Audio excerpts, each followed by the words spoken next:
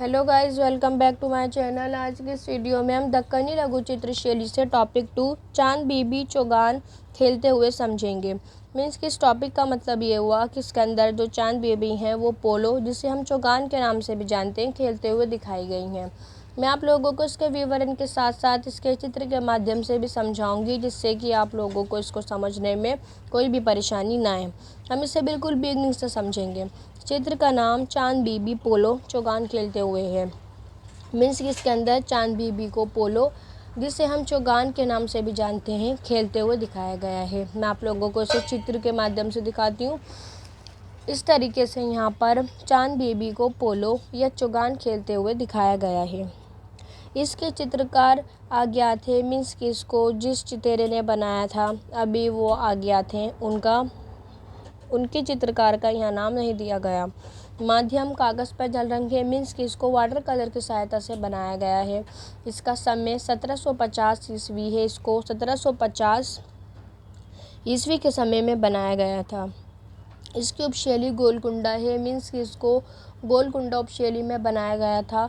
इसकी तकनीक tempera, means कि इसको टेम्परा तकनीक के माध्यम से लोगों के सामने प्रस्तुत किया गया था।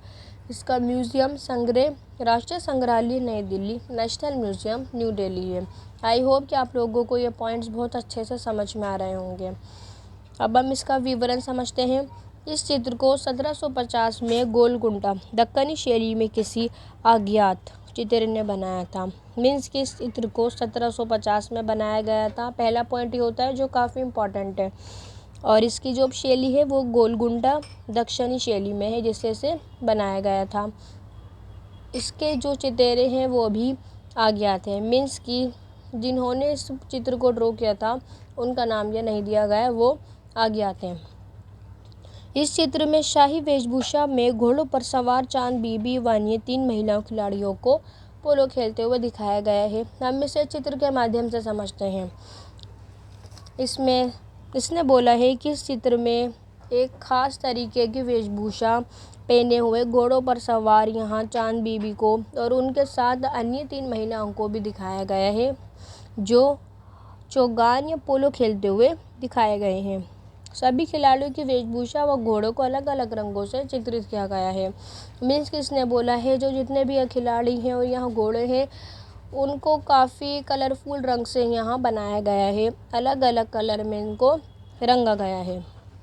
खेल के मैदान के अग्रभाग में एक जल स्रोत है, जिसमें सफ़ेद रंग के कई पक्षियों तथा लाल व नीले पुष्पों को देखा जा सकता है। हम इसे चित्र के माध्यम से समझते हैं। तो यहाँ पर बच्चों जल स्रोत को दिखाया गया है, जिसमें इसमें सफ़ेद रंग के बहुत सारे पक्षियों को यहाँ पर दिखाया गया है। और इसके अलावा इन्होंने इस जल स्रोत के अंदर नीले पुष्पों को भी दिखाया गया है। तो हम यहाँ नीले रंग के पुष्पों को, लाल रंग के पुष्पों को ईजिली यहाँ देख सकते हैं। आई होप बच्चों कि आप लोगों को ये बहुत अच्छे से समझ में आ रहा हो। मैदान का पिछला भाग हरा भरा व सपाट है, जबकि मध्य का भाग, जहाँ खिलाड़ियों को घोड़े पर सवार खेल मुद्रा में दिखाया गया है, काफ़ी घुमावदार व पहाड़ी है। अब इसने बोला है कि जो मैदान का पिछला भाग है, मीन्स कि जो ये वाला भाग है वो काफ़ी सपाट है। और जबकि अगर हम इसके मिडल पार्ट पे निगाह डालें इस जगह, तो हमें यहाँ देखने को मिलेगा कि खिलाड़ियाँ जहाँ घोड़े पर सवार हैं, ये एरिया काफ़ी इसमें घुमावदार दिखाया गया है।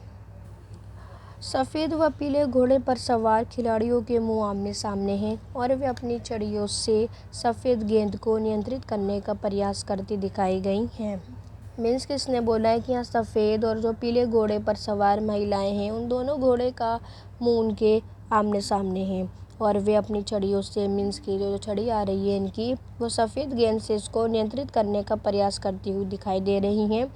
और जबकि अगर हम अन्य 2 घोड़ों पर निगाह डालें जो भी एक दूसरे के आमने सामने हैं, किंतु वो काफ़ी एक दूसरे से समान दूरी पर खड़े हैं। चारों घोड़ों को हष्ट-पुष्ट व सुसज्जित दिखाया गया है। मीन्स कि जो 4 घोड़े हैं इनको काफ़ी सजा हुआ, आकर्षित दिखाया गया है। खेल को निदर्शित करने वाली एक महिला को अपने दोनों हाथ ऊपर उठाए हुए हैं। मीन्स कि इस खेल को जो नियंत्रित करने वाली महिलाएं हैं उन महिलाओं को अपने दोनों हाथ ऊपर उठाए हुए इस तरीके से दिखाया गया है। ये वो महिलाएं जो खेल को निर्देशित करती हुई दिखाई गई हैं। पृष्ठभूमि में एक विशाल किला व उसकी प्राचीर दिखाई गई है, जिसमें अनेक छोटी बड़ी इमारतें तथा जहाँ तहाँ वृक्ष दिखाए गए हैं। मीन्स किसने बोला है, अगर हम इस पृष्ठभूमि के पीछे अपनी निगाह डालें तो यहाँ एक बड़ा सा काफ़ी विशाल किला दिखाया गया है और उसकी प्राचीर दिखाई गई है। मीन्स कि इसको थोड़ा बहुत यहाँ वहाँ दिखाया गया है, जिसमें एक छोटी बड़ी इमारतें हैं। मीन्स कि कुछ छोटी इमारतें हैं तो कुछ काफ़ी बड़ी इमारतें यहाँ देखने को मिलती हैं। और इसके अलावा यहाँ पर वृक्ष भी दिखाए गए हैं काफ़ी हद तक, जहाँ निगाह डालें वहाँ काफ़ी दूर दूर तक वृक्ष वृक्ष यहाँ दिखाई देते हैं।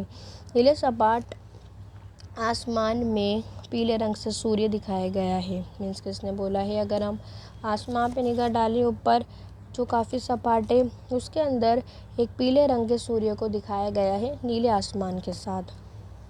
चित्र के ऊपरी व नीचे गहरे रंग व पीले रंग से चौड़े हाशिए दिखाए गए हैं। मीन्स किसने बोला है, ये जो इस तरीके से यहाँ पर हाशिए बनाया गया है हरे और पीले रंग के, काफ़ी चौड़े चौड़े यहाँ हाशिए बनाए गए हैं। हाशिए के मध्य पीले भाग में काले रंग से फारसी में सुलेखनकारी दिखाया गया है। मीन्स किसने बोला है, ये जो हाशिए है इसके मिडल, अगर हम मिडल एज में निगाह डालें तो यहाँ काले रंग से इस तरीके से फ़ारसी में सुलेखनकारी किया गया है। इसे हम फ़ारसी में सुलेखनकारी कहते हैं। आई होप बच्चों कि आप लोगों को ये टॉपिक बहुत अच्छे से समझ में आए हो।